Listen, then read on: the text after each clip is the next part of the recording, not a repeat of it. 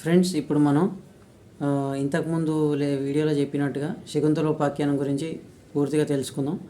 So మీరు ఇంతకుముందు video చూడండి, చూడకపోతే అసలు మొత్తం ఏంటి అనేది కంప్లీట్గా చెప్పిన అనమాట. అసలు ఏం చాప్టర్స్ వస్తాయి, ఏ లెసన్స్ వస్తాయి, ఎన్ని మార్క్స్కి వస్తాయి అని చెప్పిన. సో ఇప్పుడు చూద్దాం శకుంతలోపాఖ్యాన్ని కంప్లీట్గా ఏముందనేది చూస్తే. సో దీని రచయిత వచ్చేసి నన్నయ్య. మనం కూడా ఆన్సర్ ఎట్లా రాయాలంటే కవి పరిచయం అని పెట్టి, పెద్ద లాంగ్ ఆన్సర్స్ రాసేటప్పుడు కవి పరిచయం అని పెట్టేసి చిన్న కవి గురించి రాయాలి. నన్నయ్య ఈయన 11వ శతాబ్దానికి చెందినవాడు అనమాట. సో ఇతని రాజరాజ నరేంద్రుని ఆస్థాన కవి. సో ఇతని రచనలు వచ్చేసి చాముండిక విలాసం, ఆంధ్రశబ్ద చిందామణి, ఇంద్ర విజయము, సో ఇంకా ఇలాంటి మొదలైన రచనలు.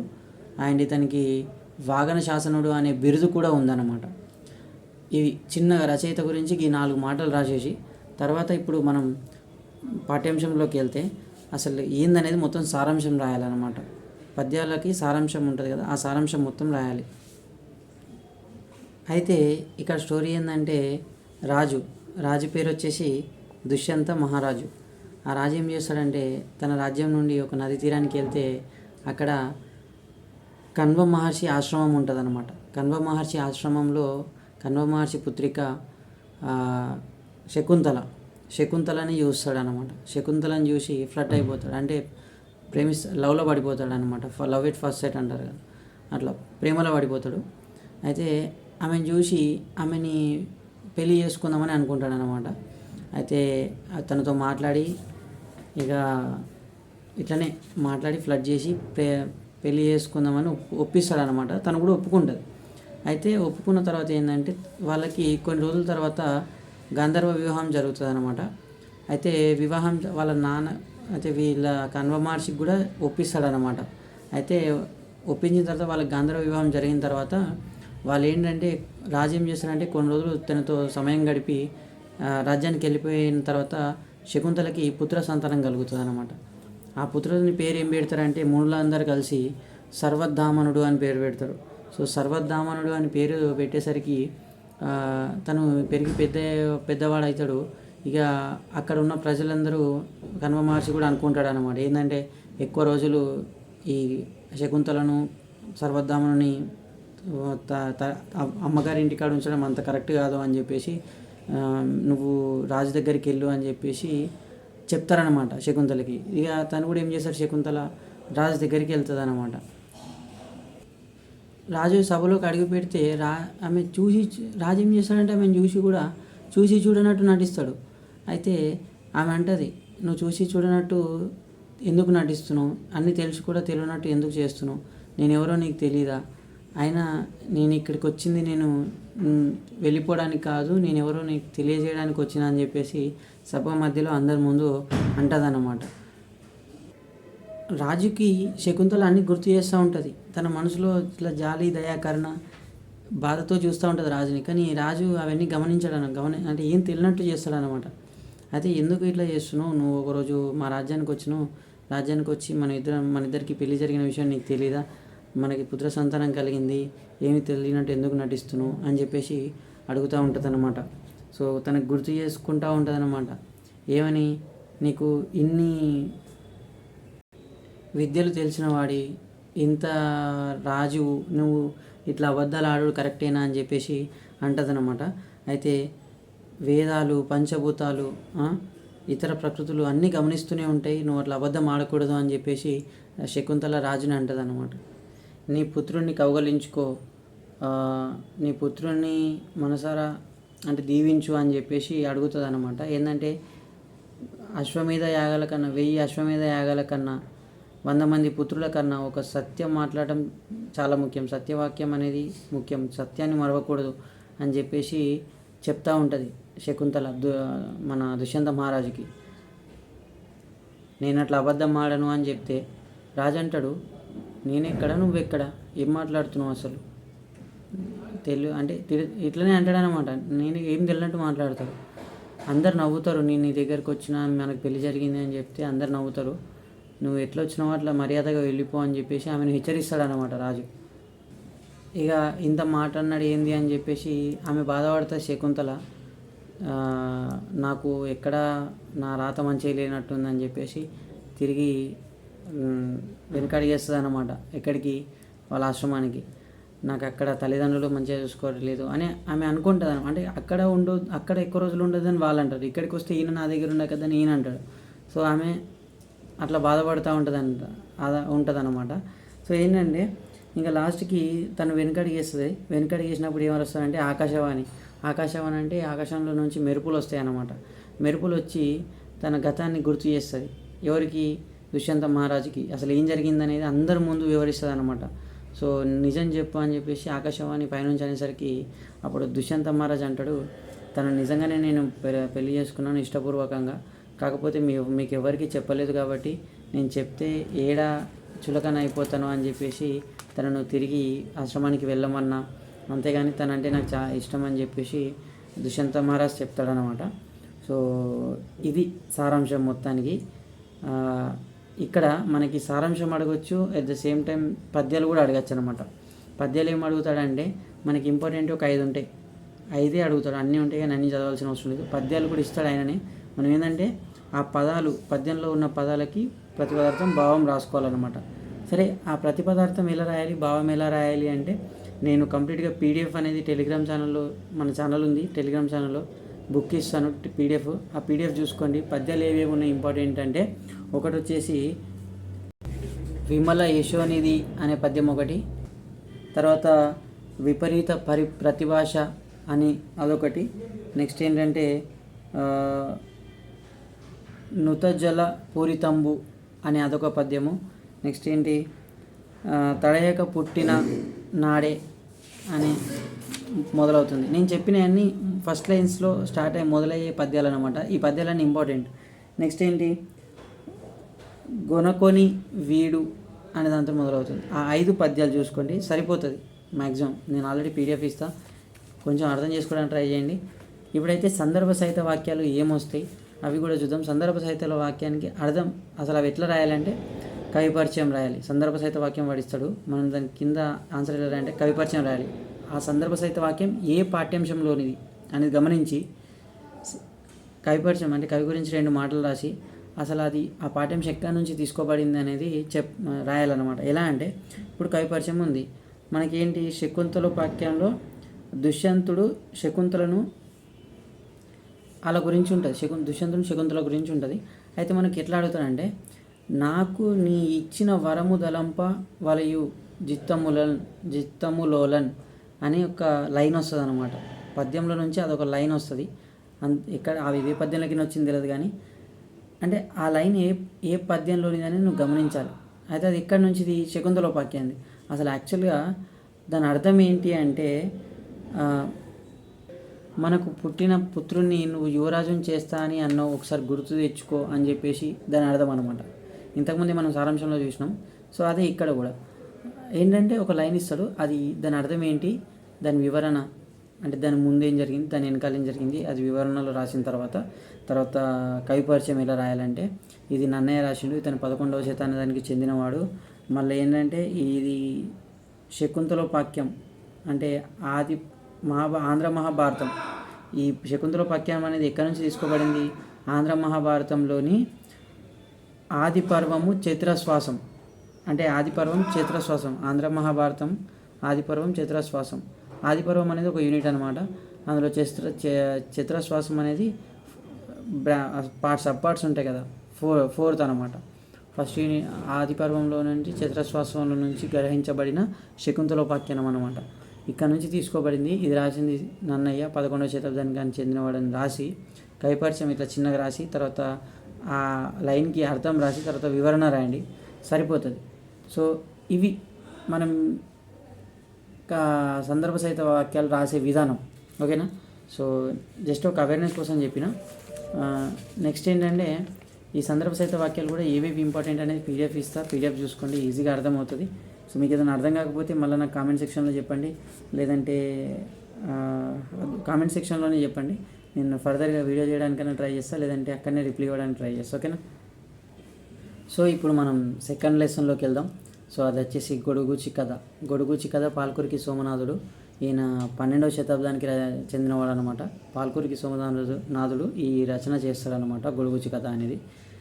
అయితే పాల్కురికి సోమనాథుడు తండ్రి తల్లి పేరు ఏంటంటే శ్రీయాదేవి, తర్వాత విష్ణురామి దేవుడు. తండ్రి పేరు విష్ణురామి దేవుడు, తల్లి పేరు శ్రీయాదేవి. అయితే ఈయన సోమనాథుడు అని పేరు పెడతారు అనమాట. ఎందుకంటే ఈయనకు సోమనాథుడు అనే పేరు పెడతారు ఎందుకంటే సోమేశ్వరుని ఆగ్రహంతో జన్మించిండు కాబట్టి, సోమేశ్వరుని ఆశీర్వాదంతో జన్మించిండు కాబట్టి ఇతనికి సోమనాథుడు అనే పేరు పెడతారు అనమాట. అయితే మనకి పాఠ్యాంశంలోకి వెళ్తే మనకి క్వశ్చన్ ఎలా అడుగుతారంటే గొడుగుచ్చి తన వ్యక్తిత్వాన్ని వ్యక్తపరచండి, లేదంటే శివుడు గొడుగుచ్చి పంపించిన అంటే పెట్టిన నైవేద్యాన్ని స్వీకరించిన విధానం తెలపండి, లేదంటే శివుని లైక్ శివదత్తుడు అంటే గొడుగుచి తండ్రి ఎలా అయితే తనను వేధించాడో అంటే కోపంకి వస్తాడు కదా, సో దాని గురించి వివరించండి అని చెప్పేసి క్వశ్చన్ ఏ విధంగానైనా రావచ్చు. మనకేంటంటే జస్ట్ క్వశ్చన్లో మనకేంది శివదత్తుడు, లేదంటే శివుడు, లేదంటే గొడుగుచ్చి ఈ కీవర్డ్స్ కనబడ్డాయి అంటే మనం మొత్తం రాయాల్సింది ఇదే అనమాట. అది ఏందనేది ఇప్పుడు నేను చెప్తా. ఏందనేది ఫస్ట్ కవిపరిచయం రాస్తాం అనమాట. ఇది లాంగ్ ఆన్సర్ క్వశ్చన్, మనకి దగ్గర 12 మార్కుల కన్నా 15 మార్కుల కన్నా వస్తుంది. సో దగ్గర 2-2.5 పేజీలు రాయాలి. ఏం రాయాలి అంతగానం అంటే ఫస్ట్ మనకి గొడుగుచి ముగ్ధత్వం ఫస్ట్ కవిపరిచయం రాయాలి. కవిపరిచయం ఏంటి, లైక్ ఇప్పుడు పాల్కురికి సోమనాథుడు గురించి తెలుసుకున్నాం. ఈయన 12వ శతాబ్దానికి చెందినవాడు. అయితే ఈ గొడుగుచి కథ ఎక్కడి నుంచి తీసుకోబడింది, బసవ పురాణం తృతీయ శ్వాసం నుంచి తీసుకోబడింది అన్నమాట. సో ఎట్లా రాస్తారంటే పాల్కురికి సోమనాథుడు 12వ శతాబ్దానికి చెందినవాడు. ఇతను ఇప్పుడు ప్రస్తుత పాఠ్యాంశం బసవ పురాణంలోని తృతీయ శ్వాసం నుంచి తీసుకోబడింది. దాని పేరే గొడుగుచి కథ అని చెప్పేసి రాయండి అనమాట. ఇతను ఒక తెలంగాణ ఆస్థాన కవి. ఇతన్ని తెలంగాణ ఆది కవి కూడా అంటారనమాట. అయితే స్టోరీ ఏంటంటే శివదేవుడు ఉంటాడు కదా, ఎవరు మన తండ్రి గొడుగుచి తండ్రి, ఆయన ఏంటంటే మంచి గొప్ప శివభక్తుడు అనమాట. ప్రతిరోజు శివునికి కొంచెం నైవేద్యం పెడతాడు అనమాట. పాలు పేరు లైక్ ఏదైనా అంటే తిండి పదార్థాలు నైవేద్యం పెడతాడు అనమాట. అయితే శివదత్తుడు ఒక టైంకి ఇంటికాడ లేకపోయేసరికి వేరే దగ్గరికి వెళ్తున్నా అని చెప్పేసి అతని కూతురికి గొడుగుచికి చెప్తాడనమాట, నైవేద్యం పెట్టు శివునికి అని చెప్పి. అయితే తెల్లారి కూడా అంటే వెళ్ళిపోయిన తర్వాత గొడుగుచి ఏం చేస్తాడంటే నైవేద్యం పెడుతుంది శివునికి నైవేద్యం పెడితే ఏం చేస్తాడంటే శివుడు తినడు అనమాట. అంటే లైక్ ఆమెకు తెలియదు కదా అంటే విగ్రహం ఎలా తింటుంది అని చెప్పేసి. సో ముగ్ధ భక్తితో పెడుతుంది అన్నట్టు. ఈయన ఏంది ఇంకా తింటలేడు పెట్టిన తర్వాత కూడా, అసలు ఏంది ఎందుకు తింటలేదు అంటే ప్రస్తుతం చల్లారిపోయిందా, లేదంటే నా చేతులతో తెచ్చినా అని బాగాలేదా, మా నాన్న తీసుకురాలేడని కోపమా, లేదంటే అది తెచ్చిన పదార్థం బాగాలేదా, అందులో నెయ్యి లేదా, పాలు లేవా, వెన్న లేవా అని అన్ని క్వశ్చన్స్ అన్నీ అడుగుతూ ఉంటుంది అనమాట. ఎవరికి, శివునికి, విగ్రహానికి అడుగుతుంది. ఆమెకు చిన్నపిల్ల కదా తెలియదు కదా, అంటే ఏమేమి క్వశ్చన్లు అడుగుతుంది అంటే మస్తు పెద్ద లిస్ట్ ఉంటుంది. ఆ లిస్టు మీకు ఇప్పుడు చదువుతా. పాలు తాగాలని బుద్ధి పుట్టడం లేదా, పాలు తాగాలనిపిస్తలేదా, లేదంటే పాలలో నెయ్యి వేయడం మర్చిపోయినా, లేదంటే నీకు ఈ పాలు సరిపోవా, ఇవి కొంచెం పాలు లేవా, లేదంటే నా దిష్టి ఏమైనా అయిందా ఈ పాలకి అని అడుగుతూ ఉంటుంది అనమాట. ఇంకేంటంటే నేను ఆరగింపడం నాకు చేత కాదా అని తనని అడుగుతూ ఉంటుంది. తను ఏంటంటే ఎందుకు తాగట్లేదు, రీజన్ చెప్పు, నాకేదో తెలియాలి అని చెప్పేసి ఇలాంటి క్వశ్చన్స్ అన్నీ అడుగుతాను. అంతగా ఆకలి లేకపోతే కొంచెం తాగి కొంచెం వదిలేసి, కానీ కొంచెం అన్న తాగు అని చెప్పేసి అడుగుతుంది. అంటే తెలియదు కదా మీకు విగ్రహం అట్లా తాగదని చెప్పేసి. అంటే చిన్నపిల్లల మనస్తత్వం అన్నట్టు. ఏంటంటే చిన్నపిల్లలు ఏంటంటే తల్లి పాలిస్తేనే తాగుతారు, వేరే వాళ్ళు పాలిస్తే తాగరు అనమాట. అంటే నువ్వు కూడా అట్లని చేస్తున్నావు, మా నాన్న ఇస్తేనే తాగుతావు, నేను ఇస్తే తాగవా, లేదంటే పరిశుభ్రంగా లేవా పాత్రలు అని చెప్పేసి ఇంకా ఇట్లా క్వశ్చన్స్ రైజ్ చేస్తూ ఉంటారు. ఇప్పుడు చిన్నపిల్లలు ఏం చేస్తారంటే మనం పాలు తాగిపోతే వాళ్ళకి ఇంకేం కావాలని పెద్దోళ్ళు తెచ్చి పెడతా ఉంటారు. అట్లనే ఈమె కూడా అడుగుతుంది అనమాట. ఒకవేళ నీకు పాలు అవసరం లేదంటే ఏం కావాలి చెప్పు, గుజ్జు అన్నం తేవన్నా, లేదంటే పోలేలు తీసుకురావన్నా, లేదంటే నెయ్యి, పులకండ, లేదంటే ఇంకేదైనా క్షీరన్నము తీసుకురావన్నా, అంటే తాలిపేసిన అన్నం ఉంటుంది కదా, ఇలాంటివి ఏమైనా తీసుకురావన్నా చెప్పు అని చెప్పేసి అడుగుతూ ఉంటుంది అనమాట.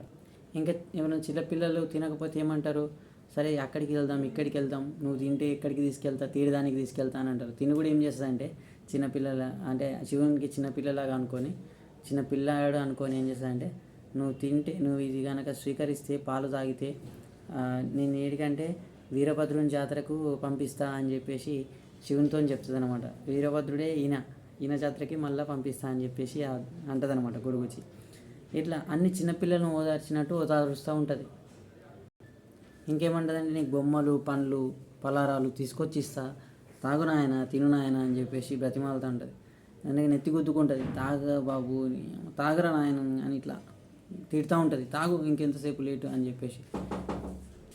అంటే ఇట్లా చిన్నపిల్లల మనస్తత్వాన్ని రచయిత మంచి క్లియర్గా వ్యక్తపరుస్తాడనమాట. ఎంత బాగుంటుంది ఈ చిన్నపిల్లల మనస్తత్వం అని చెప్పేసి. ఇది మనకి గొడుగుచి కథ మొత్తం. అయితే ఇందులో కొన్ని సందర్భ సహిత వాక్యాలు వస్తాయి, పద్యాలు కూడా వస్తాయి. ఆ పద్యాలు ఏంది ఇంపార్టెంట్ అనేది మొత్తం నేను పీడిఎఫ్ ఇస్తాను అని చెప్పిన, చూసుకోండి. దానికి ప్రతిపదార్థాలు భావాలు కూడా నేర్చుకోండి, కంపల్సరీ వస్తుంది. నెక్స్ట్ ఏంటంటే సందర్భ సహిత వాక్యాలు ఎలా అడగవచ్చు, మనం ఏం రాయాలి. ఇంతకుముందు ప్రీవియస్ లెసన్లో చెప్పినట్టు మనకి ఏంటంటే నీకు ఒక మంచి బొమ్మను నిన్ను బొమ్మ పొత్తికలను పోయి తెచ్చదము అంటది అనమాట. అంటే నీకు మంచి బొమ్మలు తీసుకొస్తా, మంచి బొమ్మ అలా అని చెప్పేసి దాని అర్థం, ఆ లైన్ అర్థం అది పోయంలో ఉంటుంది. దాని అర్థం ఏంటంటే అది నేను చెప్పింది. సో అది ఎట్లా రాయాలంటే ఆ లైన్కి అర్థం రాయాలి. తర్వాత కవిపరిచయం రాయాలి. కవిపరిచయం ఏంటంటే పాల్కురికి సోమనాథుడు 12వ శతాబ్దానికి చెప్పిన వాడు, తెలంగాణ ఆది కవి. తర్వాత ఇతను ఇది ఎక్కడి నుంచి తీసుకున్నాడు అనేది రాయాలి. అదే బసవపురాణం తృతీయ శ్వాసం నుంచి తీసుకున్నా అని చెప్పేసి రాసిన తర్వాత అర్థం రాసిన తర్వాత వివరణ రాయాలి. దాని ముందేం జరిగింది, ఆ లైన్కి ముందేం చెప్పింది, తర్వాత ఏం చెప్పింది అని చెప్పేసి 4 మాటలు రాస్తే కథ ఈజీగా 4 మార్కులు పడిపోతాయి. ఇప్పుడు మనం థర్డ్ లెసన్కి వెళ్దాం. తపతి సంవరుడిని తపస్సు. సో దీని రచయిత వచ్చేసి ఎవరంటే అద్దంకి గంగాధరుడు. ఇతను మంచి కవి అనమాట. అయితే ఇతని రచనలు వచ్చేసి తపతి సంవరణోపాఖ్యానం చాలా ఫేమస్ అనమాట. తపతి సంవరణోపాఖ్యానం. చిన్నగా రచయిత గురించి తెలుసుకున్నాం. మీరు కూడా ఆన్సర్ వచ్చేటప్పుడు రచయిత గురించి రాయండి. ఇతను 15వ శతాబ్దానికి చెందినవాడు అనమాట. అయితే యాక్చువల్గా ఏంటి అంటే మనము ఈ పాఠ్యాంశం అంటే ఏంటి అసలు ఓవరాల్గా సమ్మరీ ఏంటి అంటే తపతిని ప్రేమిస్తాడనమాట. ఎవరు? సంవరణుడు. అయితే తపతిని పెళ్లి చేసుకోవాలని చెప్పేసి సూర్యదేవునికి తపస్సు చేస్తాడనమాట, సూర్యదేవుని దర్శనం కోసం. అప్పుడు సూర్యదేవునితో ఏం మాట్లాడతాడు అనేది పాఠ్యాంశం అనమాట. ఇక ఏం చేస్తాడంటే స్టార్ట్ చేస్తాడు. పొద్దున్నే సూర్యోదయానికి ముందే లేచి మంచి అందమైన సరస్సులో స్నానం చేయడానికి వెళ్తాడు అనమాట. స్నానం చేసి వస్తాడు. స్నానం చేసిన తర్వాత క్రీడా సరస్సు అంటాం మనం. సో సరస్సు నథింగ్ బట్ ఒక చెరువు, ఒక కాలువ, చెరువు అలాంటిది, నది. అక్కడ స్నానం చేస్తాడు. స్నానం చేసి వచ్చి కాషాయ వస్త్రాలు ధరించి విభూతి పెట్టుకొని మంచి ప్రార్థన చేస్తాడు అనమాట. ఇంకేం చేస్తాడంటే ఇట్లా మాల వేసుకొని తర్వాత ఇంకా ఒక పూలు అంటే దిగుడు అంటే లోతున్న ప్లేస్లోకి వెళ్ళి అక్కడ పూల తీగల మధ్య కూర్చొని ఇక తపస్సు చేయడం అనేది నిఘ్నమైపోతాడు అనమాట. తపస్సు చేయడం స్టార్ట్ చేస్తాడు. ఇంకా తపస్సులోనే మగ్నం అయిపోతాడు, అందులోనే ఉండిపోతాడు. తన మనసులో ధ్యానించుకుంటాడు అనమాట సూర్యుడిని. తర్వాత ఏంటి అంటే ఇంకా అంగరంగ వైభవంగా పూజలు చేస్తాడనమాట సూర్యునికి. గాయత్రి మంత్రం జపిస్తాడు. గాయత్రి మంత్రం జపించిన తర్వాత ఇంకేంటంటే అసలు నూతన వస్త్రాలు, తర్వాత గంధము, అక్షింతలు ఇలాంటివి సమర్పిస్తాడనమాట. తాంబూలాలు ఇలాంటివి సమర్పిస్తాడు సూర్యునికి పూజలో. సో పూజలో సమర్పించేటి అట్లా ఏం చేస్తాడంటే నన్ను అల్లునిగా చేసుకోమని ప్రార్థిస్తూ ఉంటాడనమాట సూర్యునికి. అయితే సూర్యుడు ప్రత్యక్షమవుతాడు.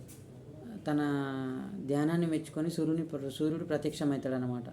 అప్పుడు సూర్యుడు ఏమంటాడంటే సూర్యుడు ప్రత్యక్షమైనాక అతనికి ఒక ప్రార్థన చేస్తాడు. ఆ ప్రార్థన ఏంటి అంటే ఓ దీనామణి రమణీయ విగ్రహ, నెక్స్ట్ గ్రహముల కుండలములుగా చేయబడిన వాడ,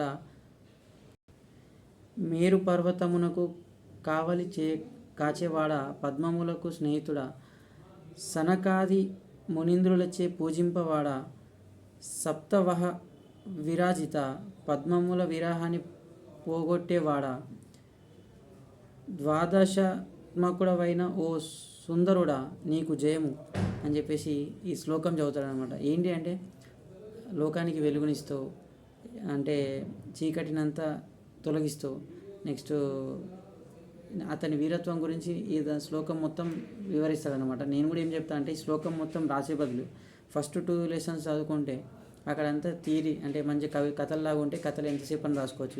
ఇందులో ఈ శ్లోకాలు రాసుడు ఇది గుర్తుంచుకోవాల్సి వస్తుంది అనమాట బాగా. సో గుర్తుంచుకోండి. నాకైతే గుర్తుండదు కాబట్టి చూసుకుంటే చెప్పిన, కాకపోతే అర్థమైంది అనుకుంటున్నా. అయితే ఆమె తపతి కూడా ఈయనని ప్రేమిస్తుంది, ఇతను కూడా ఆమెను ప్రేమిస్తాడన్నమాట, సంవరణుడు. అయితే ఈ తపతి దగ్గర ఒక చిలక ఉంటుందన్నమాట. చిలక సంబంధం చూడడానికి పోతుంది అనమాట తపతికి, భూలోకంలో ఈయనను మించిన వాడు ఇంకెవరు లేరు, నీకు ఈయననే తగిన కరెక్ట్ మనిషి అని చెప్పేసి సంబంధం తీసుకొని వస్తుందన్నమాట ఆ చిలక తపతి దగ్గరికి. అయితే తపతి అడుగుతుంది, ఇన్ని నాళ్ళు ఎక్కడికి వెళ్ళినావు, అసలు కనబడకుండా వెళ్ళేవేంటి అని చిలకను ప్రశ్నిస్తుంది అనమాట. ఏంటంటే అందరు భయపడతారనమాట, భయభ్రాంతులకు గురవుతారు. ఏంటంటే ఇన్ని రోజులు చిలక ఎక్కడికి పోయిందని చెప్పేసి. అయితే చిలక నవ్వుతూ అందరికీ నమస్కరించి ఏం చెప్తుందంటే, ఈ అమరావతిలో తగిన వ్యక్తి ఈమెకి లేడు, సో అందుకోసం భూలోకానికి వెళ్ళా, సరైన సంబంధం తీసుకొచ్చిన అని చెప్పేసి చిలక అందరికీ చెప్తుంది అనమాట, వివరిస్తుంది ఏందనేది. మళ్ళీ ఈయన సంవరణుడి గురించి వివరిస్తుంది అనమాట. సో ఓవరాల్గా ఇది దీంట్లో మనకి సారాంశం. మీరు కూడా ఇదే రాయాల్సి ఉంటుంది ఏం జరిగిందని చెప్పేసి. ఇందులో కూడా మనకు సందర్భ సహిత వాక్యాలు వస్తాయి. అయితే సందర్భ సహిత వాక్యాలు ఎలా రాయాలనేది నేను ఇంతకుముందు చెప్పినా కాబట్టి మీరు ఒకసారి చూసుకోండి పీడిఎఫ్. సో ఇట్లా మనం ఇప్పుడు ఈ వితిన్ 22 నిమిషాలలో 21 నిమిషాల్లో మనం ఆల్మోస్ట్ 3 పాఠ్యాంశాలు, పద్యాలు, వాటి సారాంశాలు, కవి పరిచయాలు, ప్రతిపదార్థాలు అన్నీ కవర్ చేసినాం. ఒక్కసారి ఈ 3 లెసన్లు ఒకసారి చూసి చదువుకోండి. నెక్స్ట్ వీడియోలో ఏం చేస్తానంటే అది కూడా ఒక వీడియో చేస్తా. ఆ సెకండ్ ఆధునిక కవిత్వం ఉంది కదా, అందులోకి సంబంధించిన ఆ 3 లెసన్స్ కూడా వీడియో చేస్తా. ఈజీగా ఉంటుంది. అదేంటంటే కాసులు, రాజు కవి, గంగిరెద్దు, జయబేరి, ఈ 4 లెసన్లు కూడా అక్కడ చెప్తా ఆ సెకండ్ వీడియోలో. దీని కిందనే మళ్ళీ ప్లేలిస్ట్లో ఉంటుంది, ఆ వీడియో కూడా మిస్ అవ్వద్దు. చూడండి, keep watching. I will get back. Thank you. By.